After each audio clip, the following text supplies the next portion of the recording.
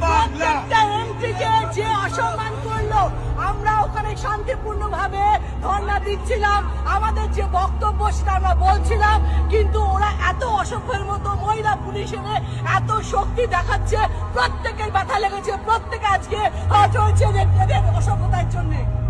আমরা ওখানে চুপচাপ শান্তিপূর্ণ ভাবে, যেটা আমাদের লোকতান্ত্রিক অধিকার, আমরা ওখানে বসে কালকে রেডের প্রোটেস্ট করছিলাম। এরা দিল্লি পুলিশকে এনে আমাদের টেনে হিচড়ে কিভাবে বাসে করে অ্যারেস্ট করে নিয়ে যাচ্ছে। সারা বাংলার লোক, সারা ভারতবর্ষের লোক দেখুন, এদের বুকের পাটা নেই। আমি টিএমসি হলো বাঘের বাচ্চা, দেখে যান আপনারা বাংলার লোক।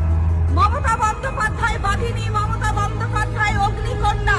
তিনি দেখিয়ে দিয়েছেন বাংলার মানুষকে, ভারতবর্ষকে, যে তারা বিজেপি বারবার করে হেরে যাচ্ছে, বাংলায় যাচ্ছে, আর তারা চুরির পথ নিয়েছে।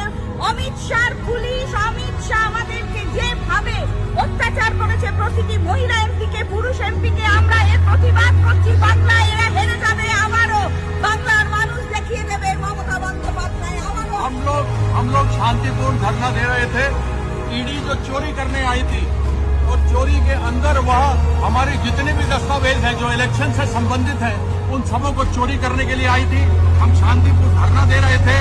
ईडी ने, अमित शाह ने प्रयास किया चोरी करने का, और यही इसी को कहा जाता है उल्टा चोर कोतवाल को डांटे।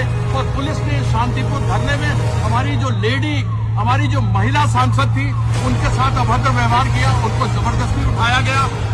আমাদেরকে টেনে হিচড়ে গাড়িতে তোলা হয়েছে, প্রত্যেকের ব্যথা লেগেছে। তবে আমরা এটুকু বলতে চাই যে এইভাবে বিজেপি কোনোদিন বাংলায় আসতে পারবে না। এখানে যতই ইডি সিবিআই আসুক,